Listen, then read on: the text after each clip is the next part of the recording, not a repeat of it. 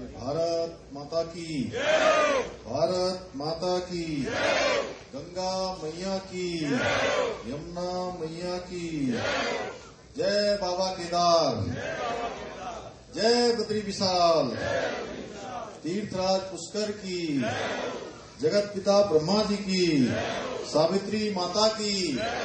जय श्री राम, जय जय श्री राम। अखिल भारतीय उत्तराखंड धर्मशाला आश्रम तीर्थराज पुष्कर के आज द्वितीय तल के लोकार्पण के अवसर पर मंच पर आसीन हमारे साथी राजस्थान सरकार के जल संसाधन मंत्री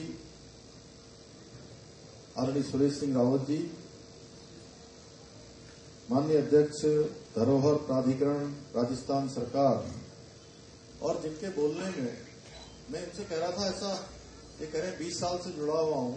मुझे ऐसा लग ही नहीं रहा है कि ये राजस्थान के, मुझे तो लग रहा है कि उत्तराखंड का ही कोई व्यक्ति यहां पर मिल रहा है। श्री ओंकार सिंह लखावत जी और मेरे बहुत बरसों पुराने मित्र विराटनगर के माननीय विधायक भाई कुलदीप धनखड़ जी, जिला कलेक्टर अजमेर, जिन्होंने काफी इस धर्मशाला के कामों को आगे बढ़ाने में बहुत सारा सहयोग किया है यहां पर, जैसा मुझे बताया गया, श्री लोकबंधु जी और कार्यक्रम के संयोजक। और सच में ये जो काम हो रहे हैं, इतना सारा निर्माण हो रहा है, इतनी सुविधाएं यहां पर जुड़ रही हैं, उसको जुटाने का काम, उसका संयोजन करना, लोगों को जोड़ना, जिनके विशेष प्रयासों से काम आगे बढ़ रहा है, ऐसे डॉक्टर एस.एस. तड़ागी जी उत्तराखंड से आज इस काम का विशेष समन्वय करने के लिए यहां पहुंचे हैं। हमारे साथी श्री राजेंद्र व्यास जी, एक बार खड़े हो जाइए आप। और सभी ऐसे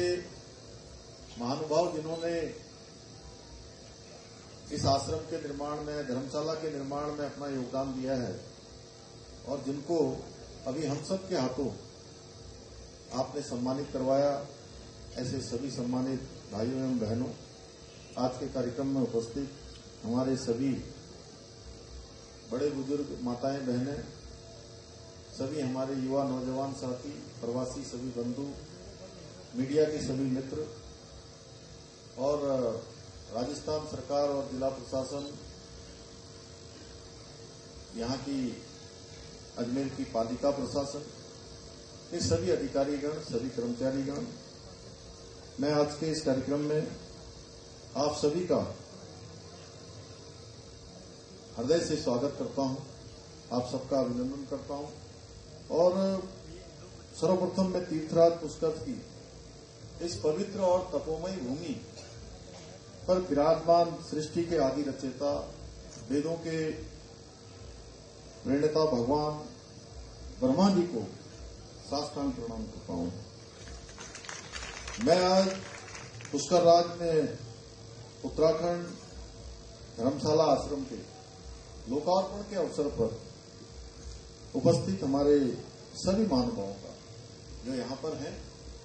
और जिन्होंने इसके निर्माण में योगदान दिया है, और साथ में आज का ये विशेष कार्यक्रम जहां तड़ागी जी और आप सब में से बहुत सारे लोग, हमने जो एक नवाचार शुरू किया है उत्तराखंड में, एक नया काम पूरे देश भर के प्रवासी भाई बहनों को एक दिन प्रवासी सम्मेलन करके हम उनको भी उनके पैतृक स्थानों से जोड़ने का काम कर रहे हैं। और पिछले साल से हमने वो सम्मेलन शुरू किया, और मुझे बताते हुए खुशी है कि तड़ागी जी समेत पूरे देश भर के ऐसे लोग जो समाज के विभिन्न क्षेत्रों में काम करते हैं, वो हर वर्ष उस सम्मेलन में सम्मिलित होते हैं, अपने विचार रखते हैं। और मैं आज यहाँ राजस्थान के मुख्य सचिव है, भारत सरकार के सचिव हैं श्री सुधांशु पंत जी का भी मैं बहुत धन्यवाद करता हूं कि उन्होंने भी आज के कार्यक्रम को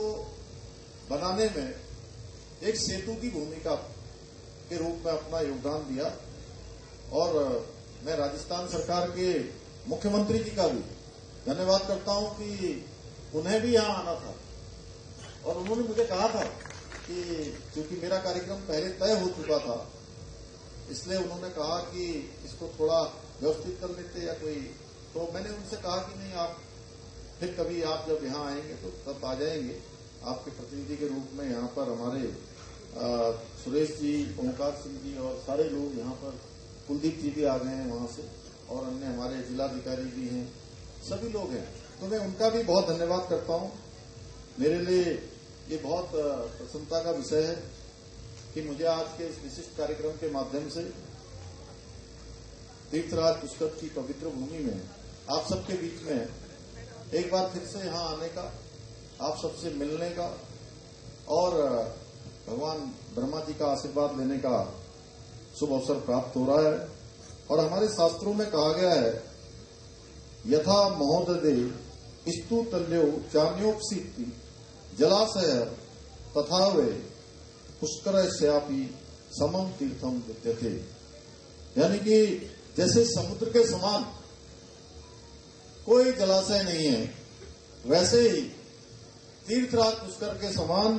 कोई दूसरा तीर्थ नहीं है। जैसा अभी हमारे राजावत जी ने भी कहा, ओंकार सिंह जी ने, इनमें भी सृष्टि के रचयिता भगवान ब्रह्मा जी की यज्ञस्थली और अनेकों ऋषि मुनियों की तपोभूमि पुष्कर तीर्थ को समस्त तीर्थों का गुरु होने का गौरव प्राप्त है। पुष्कर केवल एक तीर्थ नहीं है, बल्कि भारत की सनातन आध्यात्मिक जो संस्कृति है कि उसकी वो अनस्वर ज्योति है जो युगों युगों से मानवता, धर्म, तप, त्याग और सद्गुणों पर चलने की प्रेरणा देती है। चारधाम यात्रा का पुण्य भी, जैसा अभी यहाँ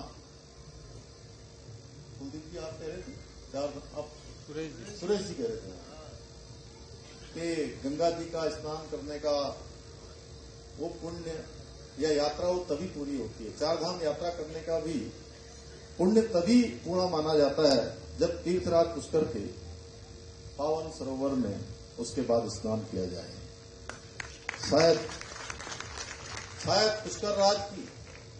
इसकी आध्यात्मिक महिमा और अलौकिक आभा से प्रभावित होकर मेरे पूज्य माता पिता ने भी शायद मेरा नाम पुष्कर रखा।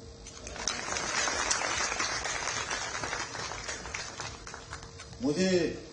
इस समारोह में आमंत्रित कर इस दिव्य धरा को प्रणाम करने के लिए मैं यहाँ के पूरे अजमेर ट्रस्ट के, हमारे तड़ागी जी का, समस्त पदाधिकारियों का और सभी आयोजन करने वालों का मैं और अपने सभी अजमेर वासियों का, हमारे उत्तराखंड के सभी प्रवासी भाई बहनों का हृदय तल से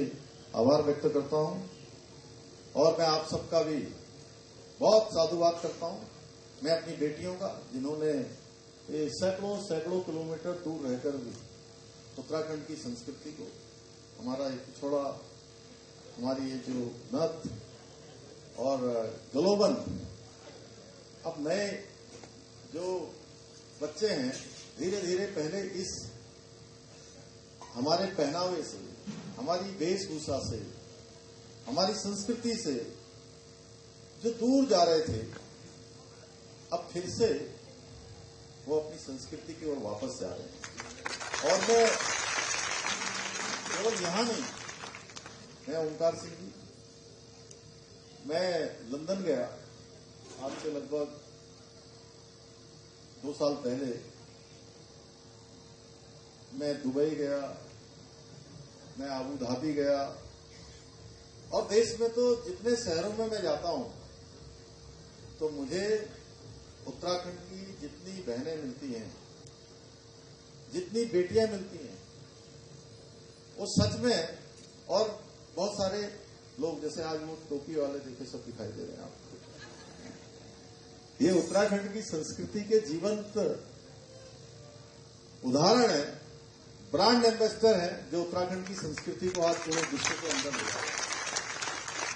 हमारे प्रधानमंत्री जी ने एक टोपी पहनी थी, आप सबको याद होगा, 26 जनवरी 2022 को,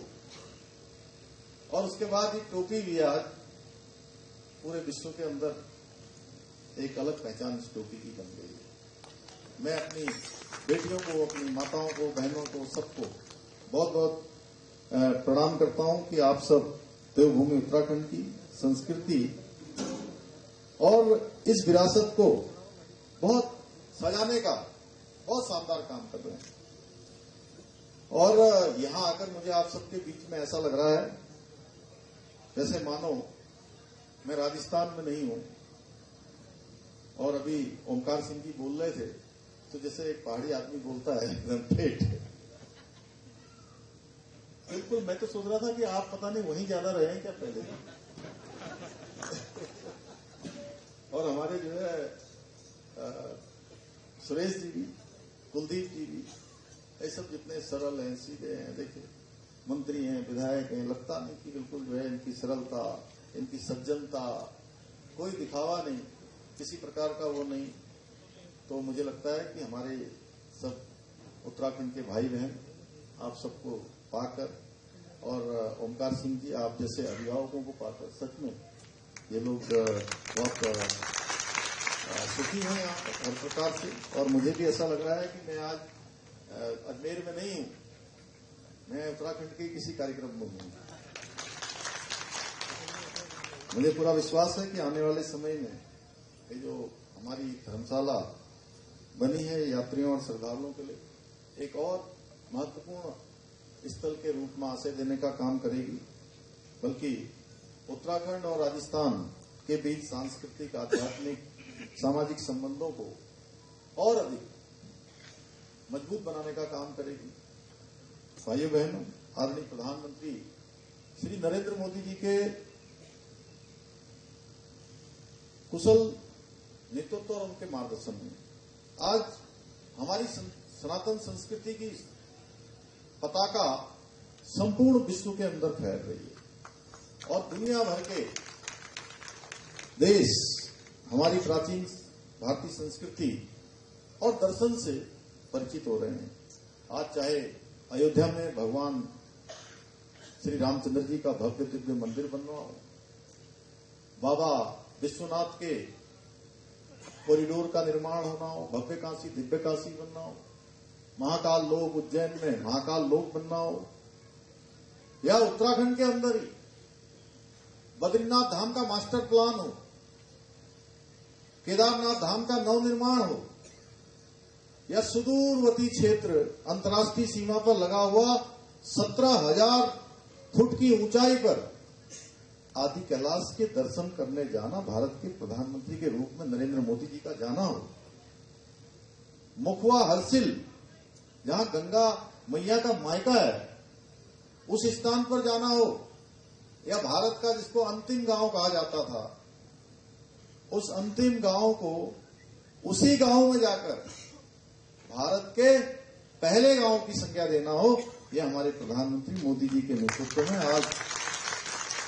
तेजी से बढ़ रहा है। और भारत की जो संस्कृति है, भारत की जो विरासत है, उसको सशक्त बनाने के साथ ही भारत की संस्कृति को वैश्विक पहचान दिलानी हो, विश्व में मजबूती प्रदान करनी हो, वैश्विक मंचों पर उसका प्रभाव करना हो, आदरणीय प्रधानमंत्री जी के मार्गदर्शन में हमारी सरकार भी उत्तराखंड में देवभूमि की सांस्कृतिक विरासत और उसकी संरक्षण के दिशा में निरंतर कार्य कर रही है। हमने जहां एक और केदारखंड और मानसखंड के मंदिर क्षेत्रों के सौंदर्यीकरण के लिए हम अनेकों कार्य कर रहे हैं। 4 धामों के अनेक मार्ग नए बन गए हैं।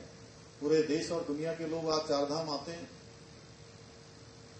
तो उनको अंतर महसूस होता है कि पहले किस प्रकार की सड़कें होती थी, पहले किस प्रकार की वहां सुविधाएं होती थी। हाँ, ये जरूर है, हमारे मीडिया के मित्र यहां पर हैं, मैं कहना चाहता हूं कि चार धाम की यात्रा ये कोई सामान्य यात्रा नहीं होती, ये बहुत कठिन यात्रा होती है। लेकिन उस कठिन यात्रा को भी आसान बनाने का काम हमारे प्रधानमंत्री नरेंद्र मोदी जी के नेतृत्व में हम सब लोग वहां आगे बढ़ा रहे हैं, उसको आगे कर रहे हैं। और केदारनाथ जाने के लिए आज रोपवे का काम प्रारंभ होने जा रहा है। आने वाले समय में जो यात्रा कई घंटों की होती है, दिनों की होती है, वो यात्रा कुछ ही मिनटों में संपन्न हो जाएगी। इसी प्रकार सिखों का जो हमारा बड़ा धार्मिक स्थल है हेमकुंड साहब जो 3-4 दिनों की यात्रा होती है, वो यात्रा भी कुछ ही मिनटों में संपन्न हो जाया करेगी। और ऐसे लोगों के लिए जो शारीरिक रूप से कमजोर हैं, अस्वस्थ हैं, वृद्ध हैं, जिनके लिए यात्रा अत्यधिक कठिन होती है, उनके लिए भी ये यात्रा आसान होने वाली है। चार धाम ऑल वेदर रोडें हो, चाहे दिल्ली से देहरादून एलिवेटेड रोड हो, उन सब ने आज जो लंबी दूरी है उसको बहुत कम समय का बना दिया है। ऐसे अनेक काम हो रहे हैं। उसके साथ साथ हम श्री कृष्ण यमुना तीर्थ सर्किट निर्माण की दिशा में भी काम कर रहे हैं, जिसके अंतर्गत यमुना जी में अनेक घाट बनाए जाने का काम आगे बढ़ रहा है। इसके साथ साथ आप सब हरिद्वार आते हैं, ऋषिकेश आते हैं, मां पूर्णागिरी के धाम शारदा जी पर जाते हैं,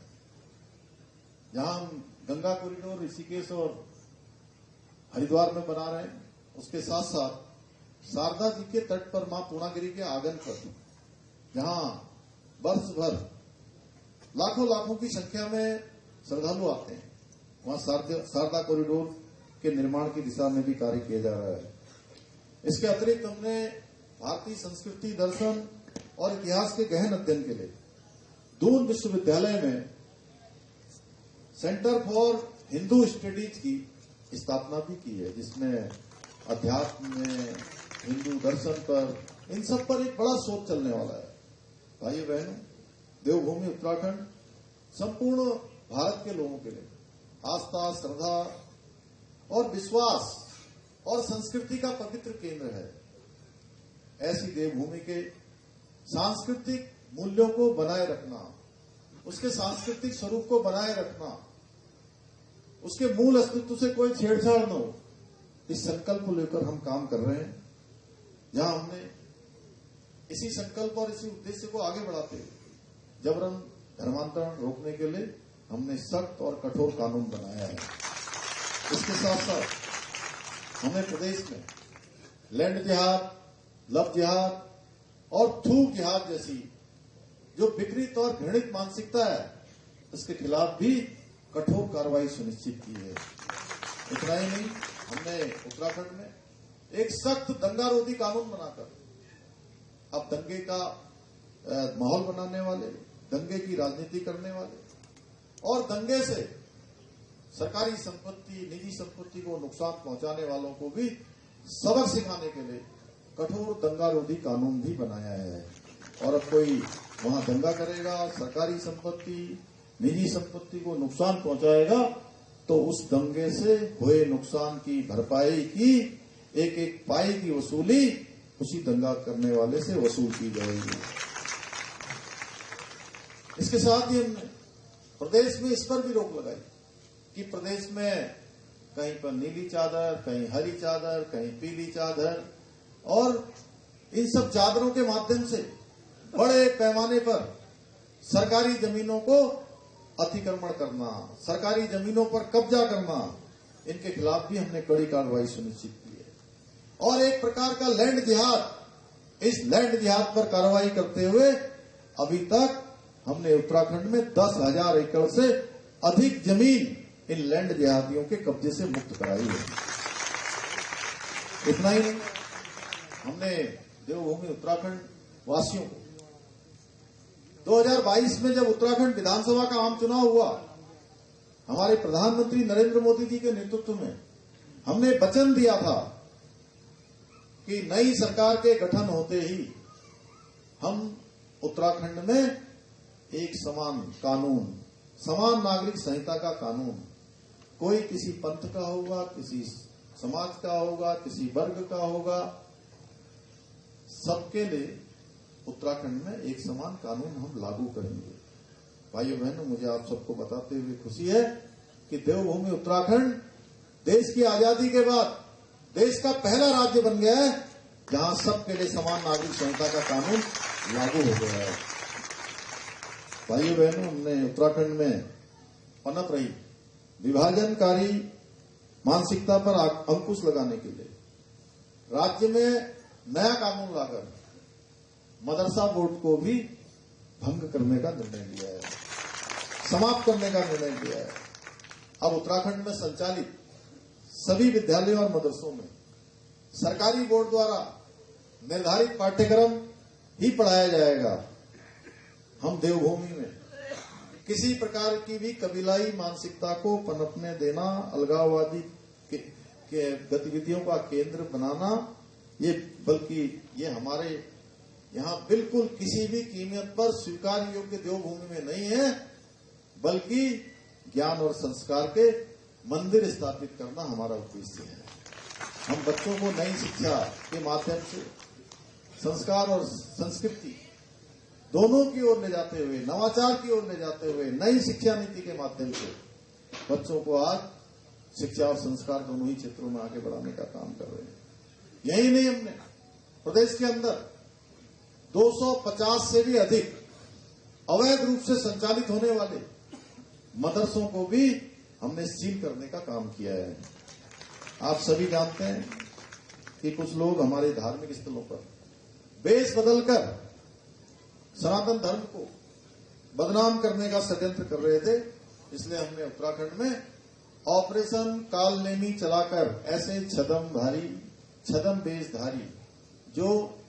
धर्म के मार्ग पर आने वाले, धार्मिक लोगों की भावनाओं को आहत करने वाले, सनातन संस्कृति को बदनाम करने वाले ऐसे छदम वेशधारियों के खिलाफ ऑपरेशन कालनेमी चलाकर उनके खिलाफ भी हम सख्त कार्रवाई कर रहे हैं। आज के इस अवसर पर मैं आप सभी उत्तराखंडी भाई बहनों से यह आग्रह करता हूं कि आप जिस क्षेत्र में भी रहें, जहां भी काम करें, अपने राज्य की संस्कृति और मातृभूमि की पहचान और अपने पूर्वजों की इस गौरवशाली परंपरा को सदैव गर्व के साथ आगे बढ़ाते रहें। बहुत कठिन परिस्थितियों में, जैसा अभी तड़ागी जी कह रहे थे कि 1936 में इसका शुरुआत हो गया, और सच में वहां का एक बड़ा चुनौतीपूर्ण इतिहास है। कठिन परिस्थितियों में लोगों ने वहां से काम किया है, लेकिन मैं बहुत गर्व से कह सकता हूं कि उत्तराखंड के लोग जहां भी रहते हैं उन्होंने अपना एक मान बनाया है, सम्मान बनाया है, अपने ईमानदारी से, अपने परिश्रम से, अपने कौशल से एक विशेष पहचान भी उन्होंने बनाई है और देश की सेवा में हमेशा योगदान दिया है। आज देवभूमि उत्तराखंड का ऐसा कोई ही परिवार शायद होगा जिस परिवार का देश की सेना से कोई न कोई संबंध न हो। हर घर से कोई सेना में, कोई पैरामिलिट्री में, देश की किसी न किसी सीमा पर भारत की सुरक्षा के लिए योगदान दे रहा है। और बड़ी संख्या में, चाहे वो पहला विश्व युद्ध हो, दूसरा विश्व युद्ध हो, या देश की आजादी के बाद जितने युद्ध हुए हैं, उत्तराखंड के वीर जवानों ने देश की रक्षा के लिए अपना सर्वोच्च बलिदान देने में कभी भी जो है किसी प्रकार की भी कोई पीछे हटने का काम नहीं किया है। हमेशा बढ़ चढ़कर उन्होंने देश की सुरक्षा के लिए अपना योगदान दिया है। भाइयों बहनों, आदरणीय प्रधानमंत्री श्री नरेंद्र मोदी जी के नेतृत्व और मार्गदर्शन में हम उत्तराखंड को देश की आध्यात्मिक राजधानी के रूप में स्थापित करने के लिए अपने विकल्प रहित संकल्प के साथ काम कर रहे हैं। मुझे पूरा विश्वास है इस संकल्प को पूरा करने के लिए प्रत्येक उत्तराखंडी, चाहे वो प्रदेश में रह रहा हो या देश दुनिया में किसी भी कोने में, अपनी निष्ठा, परिश्रम और संकल्प के साथ अपनी भूमिका निभाएगा और हम सब मिलकर उत्तराखंड को देश का श्रेष्ठ राज्य बनाने में अवश्य सफल होंगे। इसी के साथ अभी तड़ागी जी ने जो यहाँ पर कहा है, क्योंकि इतना बड़ा ये निस्वार्थ सेवा का काम है और सच में जो लोग यहाँ पुण्य की प्राप्ति के लिए आते हैं उनके रहने का प्रबंध, यहाँ पर ठहरने का प्रबंध, जो भी उन्होंने कहा लाइट एवं अन्य समस्या, उसके लिए जो 50 लाख रुपए की धनराशि कही वो तत्काल जोशी की कहीं होंगे तो तत्काल वो राशि जो है हमारी यहाँ आ जाएगी। मैं इसकी घोषणा करता हूँ। इन्हीं शब्दों के साथ मैं आप सभी का आभार व्यक्त करते हुए पुष्कर राज की इस पवित्र भूमि को नमन करते हुए अपनी बात को समाप्त करता हूँ। धन्यवाद।